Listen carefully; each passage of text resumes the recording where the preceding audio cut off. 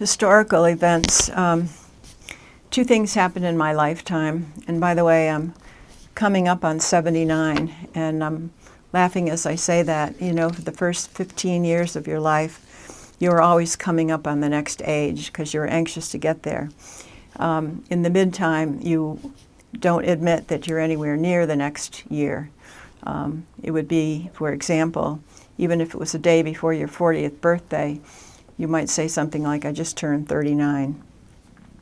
But now, when you get into your 70s, you start acknowledging the next or future birthday, and I guess it's because you are really anxious to have more time and glad that there is more time and hoping that it happens. But at any rate, the first big event in my lifetime was Pearl Harbor, and that was December 7th, 1941. And although I was only 3 years old, I remember it distinctly. I don't remember the event, but I remember the circumstances and the results of it based on how the adults around me acted. And everyone was really, really frightened by this attack on America, and it changed a lot of the ways we did things and a lot of things that happened. There were internment camps in America, and more of our men were enlisting and being drafted. So I always remember that as a time of angst and unrest, and it seemed like all the adults around me were just always worried about something and kind of not knowing what was going to happen tomorrow. The second was 9/11, September 11, 2001. I happened to be in Switzerland. My husband Robert and I met in Switzerland, and we spent lots of time there over the years. We rented a condo in a little town called Cherney, which was just outside of Montreux on Lake Geneva. We probably were having the best day of our lives. And there's a glacier not far from where we were staying that was on our to-do list. They didn't call it bucket list back in those days, but on our to-do list. And you could only go there on the most perfect of days. Otherwise, it was a wasted trip. But I woke up that morning and I looked out the window and I looked at the clear, clear blue sky. I call it robin's egg blue. And I said, this is it. This is the day. So I woke Robert up and I said, this is our day. So we hurried to get ready. There's a 6-hour time change between Switzerland and America. So we were on our way early. We had to take a train from Cherney to Gstaad and then a bus to a place called Col de Poulon, which was at the bottom of the glacier where we took the cable car up to the top. It's called Glacier 3000 because that's its height. Gorgeous, absolutely beautiful. I can't even describe all that you can see from up there. And it was just a day made in heaven. We were making snowballs. We had a great lunch. We had a great view. We took the ride down, got to the foot of the mountain in this little town and had to wait for the bus. Had a great conversation with a family of 3 from Britain. I can't emphasize enough how perfect the day was. Took our bus from Gstaad back to Cherney, walked the half-mile up to the condo. This condo didn't have a telephone, and never before this year did it have a television. They put a little television in, and I remember when we got there, I said, oh, they've ruined it. Who wants to see TV when they're in this beautiful place? But at any rate, we get back, and I go in the kitchen to make a little light supper, and Robert turns on this little TV and comes running in and says, America's been attacked. And of course, you know, what are you talking about? So we end up watching this. It's 7 p.m. in Switzerland, 1 p.m. in New York City. And it's just totally, totally unbelievable.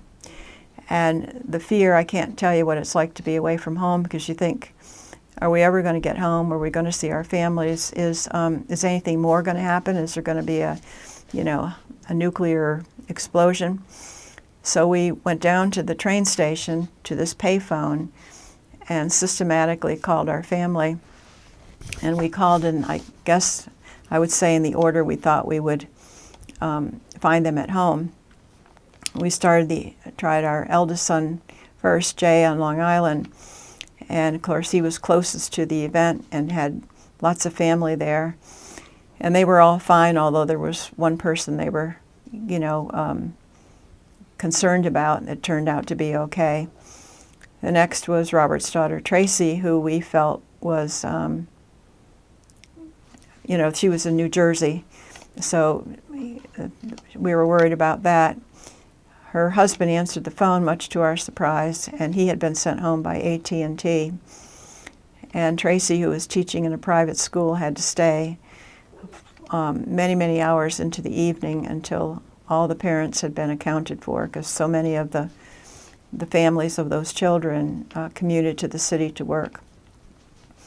And then third, we called our youngest son's, Matt's wife, Lisa, and found her at home. The children were preschool age and only went to school in the morning, and she was crying hysterically. Her heart is about as big as anybody's heart could ever be, and all of her family were on the island, so she was worried and trying to reach people, but seemed to have the most sense of everybody of this attack on America. So we then called Delta, and we tried to get home, unable to get them to even answer the telephone. So we spent 2 or 3 days just trying to get through to Delta, trying to figure out what to do. I wrote a letter to all of our children, took it to the post office. They would not accept it. They wouldn't take any left mail for the United States, so no mail was allowed to leave for the United States. Our return trip was scheduled for the 17th. We had no choice but to wait till that day. And probably around the 15th, we realized we were there. We'll just have to go out of the house and do something. So we took the train to a little village we like called Greyer. And the people there were so sympathetic to Americans. And all the newspapers for all of that week, even though no matter what language they were in, were showing mercy and tenderness towards Americans. We got to our hotel in Zurich the night before the flight, and we went to the airport. Delta was closed. All the counters were pretty much closed. Nothing was happening. Nobody had any information. We weren't quite sure what was going to happen. The next morning, we went to the airport at 4 o'clock in the morning for a flight that was going to be at 8:30. And we met so many people in the hotel that had been bumped every day. We thought maybe they would be in line ahead of us, but that's not how it worked. If you were scheduled to go that day and there was a plane, you went. Make a long story short, we did get on a plane. It was the first flight that Delta had leaving the country, going back to Atlanta. And there were armored cars that drove along the side of our airplane and escorted us out to the tarmac for departure. It was the scariest thing I've ever seen in my life, to see these great big, I think they were M16s, sticking out the side of the armored cars with the law enforcement on the sides of the car hanging on. And so as it takes off, you just hold your breath, and the pilot came on and said, "Ladies and gentlemen, we're on our way back to the United States of America." And so we got back home. We landed in Atlanta, which was a ghost town. It was the first flight in, and the immigration people were all lined up along the balcony, applauding and clapping and welcoming us back to America. It was quite an experience, and we cocooned for a long time after that.